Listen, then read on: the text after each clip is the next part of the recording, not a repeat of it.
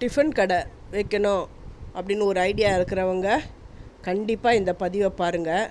அந்த டிஃபன் கடைக்கு ஏற்ற மாதிரி சாம்பார் எப்படி வைக்கணும் அப்படின்றது எல்லாமே இந்த வீடியோவில் நான் சொல்லியிருக்கேன்.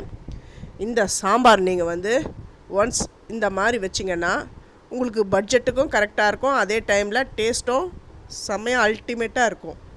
இது ஒரு டிஃபன் கடை வச்சுக்கிறவங்கள நான் கேட்டு தான் இந்த சாம்பாரை நான் உங்களுக்கு பண்ணி காட்ட இருக்கிறேன். இந்த வீடியோவை ஸ்கிப் பண்ணாமல் பாருங்க. Welcome to Sethu Chitra kitchen. இப்போ நீங்கள் ஹோட்டல் கடை ஆரம்பிக்கிறீங்கன்னா அவங்க இந்த பதிவை கண்டிப்பாக பாருங்கள். இதுக்கு நான் தோரம்பருப்பு ஒரு சின்ன கப்பில் தான் எடுத்திருக்கேன், அதாவது ஒரு கைப்பிடி தான்.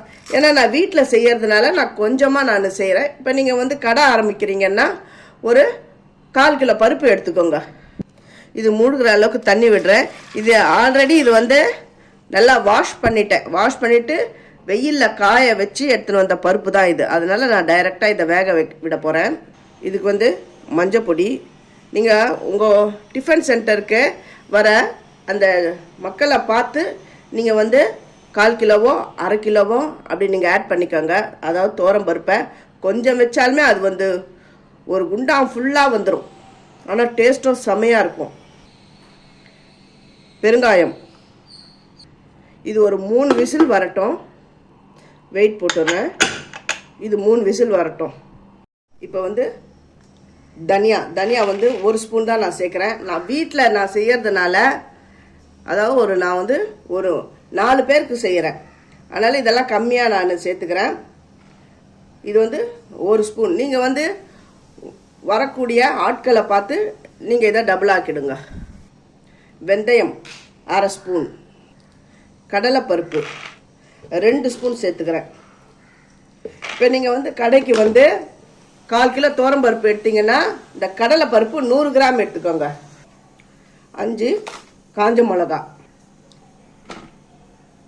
தேங்காய் பெத்தை ஒரு 3 துண்டு போட்டுக்கிறேன். இப்போ இது எல்லாத்தையும் நம்ம வறுத்துக்கணும். கடலைப்பருப்பு,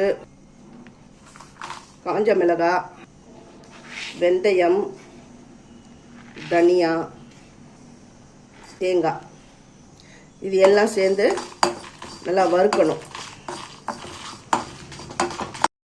நல்லா வாசனை வர வரையும் வறுத்தாச்சு. இதை ஒரு தட்டில் கொட்டி நான் ஆற விட போகிறேன். இதை நல்லா ஆறட்டும். மிக்ஸி ஜாரில் போட்டு தண்ணி விட்டு பேஸ்ட் மாதிரி இதை அரைக்கணும். இப்போ பருப்பு வெந்துடுது, இந்த ப்ரெஷரும் போயிடுது. இப்போ இந்த பருப்பை நல்லா மேஷ் பண்ணிடணும். நீங்கள் மத்து இருந்தாலும் தண்ணி எடுத்துட்டு மத்து போட்டு கடைஞ்சிக்கோங்க. நல்லா மசிச்சுட்டேன். வெங்காயம், தக்காளி எடுத்துருக்கிறேன். நான் ஒரு பெரிய தக்காளி 1 எடுத்துருக்கிறேன். வெங்காயம் நான் எடுத்துருக்கேன். இப்போது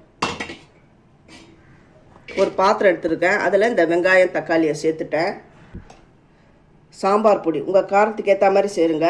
ஏன்னா நான் காஞ்ச மிளகாவையும் நான் இதில் அரைச்சி விட போகிறேன், அதனால் பார்த்து நான் சாம்பார் பொடி போட்டுக்கிறேன். 1/2 ஸ்பூன் சேர்த்துக்கிறேன். அப்புறம் உப்பு, தண்ணியை விட்டுக்கோங்க. இது நல்லா கொதித்து வரணும். அந்த சாம்பார் பொடியுடைய பச்சை வாடை போகிற அளவுக்கு நல்லா கொதிக்கணும்.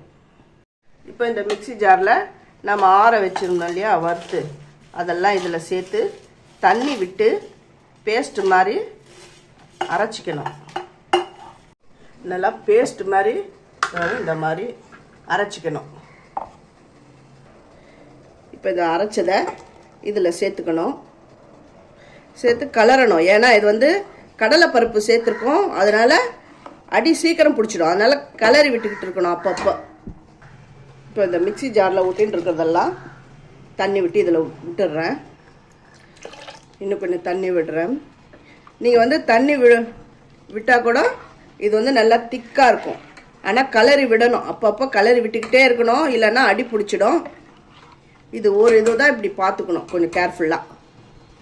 இப்போ நீங்கள் இட்லி கடை நீங்கள் வைக்கிறீங்கன்னா அதில் இருக்கிற சாம்பார் டேஸ்ட்டுக்காக தான் எல்லாருமே அந்த கடைக்கு வருவாங்க. நீங்கள் இந்த மாதிரி மெத்தடில் பண்ணுங்களேன். பருப்பு நம்மளுடைய பட்ஜெட்டுக்கும் கரெக்டாக இருக்கும். சாம்பாரும் ரொம்ப டேஸ்ட்டாக இருக்கும். நீங்கள் துவரம் பருப்பு ரொம்ப சேர்க்க வேண்டிய அவசியமே கிடையாது. ஒரு 1/4 கிலோ அப்படி சேர்க்கலாம். 1/4 கிலோவுக்கு 100 கிராம் கடலைப்பருப்பு அப்படி சேர்த்துக்கோங்க. தனியாலாம் கொஞ்சம் எக்ஸ்ட்ரா ஆட் பண்ணிக்கோங்க. இதை நீங்கள் 1/2 கிலோ பருப்பு எடுத்தால் 200 கிராம் வந்து கடலைப்பருப்பு அப்படி சேர்த்துக்கோங்க. எத்தனை பேர் வந்தாலும் நீங்கள் வந்து சாம்பார் வந்து எல்லாருக்குமே நிறைய கொடுத்தே சமாளிச்சுக்கலாம். ஆனால் பருப்பை வந்து நல்லா அரைச்சி விடும் பொழுது, அதாவது கடலை பருப்பு எல்லாத்தையும் காஞ்ச மிளகாலாம் அரைச்சி விடும்போது கலந்து விட்டுக்கிட்டே இருக்கணும், இல்லைன்னா அடி பிடிச்சிடும். இப்போ இது நல்லா கொதி வந்துடுது. இது பாருங்க, நல்லா கொதி வந்துடுச்சு. வெங்காயம் தக்காளி எல்லாம் வெந்துடுது. இப்போ கடைஞ்சி வச்சுருக்கிற அந்த பருப்பு தண்ணியை இதில் விட்டுடணும். அது ஒட்டின்னு இருக்கிறதெல்லாம் கொஞ்சம் தண்ணி விட்டு இதில் சேர்த்துடுறேன். ஃபஸ்ட்டு என்னுடைய வீடியோவை பார்க்குறவங்க சப்ஸ்கிரைப் பண்ணலைன்னா சப்ஸ்கிரைப் பண்ணுங்கள், ஆல் அண்ட் ஆப்ஷன் தொடுங்க. அப்போ தான் நான் போகிற ஒரு வீடியோவுடைய நோட்டிஃபிகேஷனும் உங்களுக்கு காட்டும், உங்களுக்கும் யூஸ்ஃபுல்லாக இருக்கும். இப்போ வந்து உப்பு திட்டத்தை பார்த்துக்கோங்க. உப்பு தேவைப்பட்டால் இதில் சேர்த்துக்கோங்க. நல்லா கொதி வந்துடுது. இப்போ வந்து வெல்லம் சேர்க்குறேன். வெல்லம் இஷ்டம் இருந்தால் சேருங்க, இல்லைன்னா வேண்டாம். இந்த வெல்லம் சேர்த்தா அந்த டேஸ்ட் எல்லாத்தையும் நல்லா பேலன்ஸ் பண்ணிடும். இப்போ இதை வந்து தாளிக்கணும். எண்ணெய் விட்டுருக்கேன், கடுகு, கொஞ்சமாக வெந்தயம், காஞ்ச மிளகாய். கடுகு நல்லா புரிஞ்சிட்டு காஞ்ச மிளகாய் நல்லா செவந்துடுது. இந்த டைமில் இந்த கருவேப்பிலை எல்லாம் சேர்த்துட்டு இந்த சாம்பாரில் விட்டுடணும். இதுக்கு மேலே கொத்தமல்லி தழைகள் இருந்தால் தூவிக்கணும்.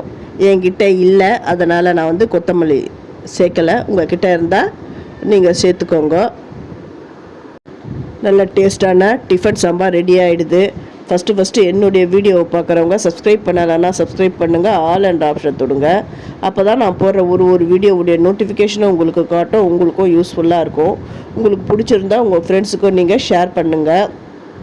இந்த ரெசிப்பியை உங்கள் வீட்டில் நீங்கள் செஞ்சு பார்த்துட்டு எனக்கு கமெண்ட் பண்ணுங்கள், லைக் பண்ணுங்கள், ஹைப் கொடுங்க. நல்ல சாஃப்டான சுட சுட சாம்பாருக்கு இந்த இட்லி சாம்பார் அவ்வளோ அட்டகாசமாக இருக்கும்.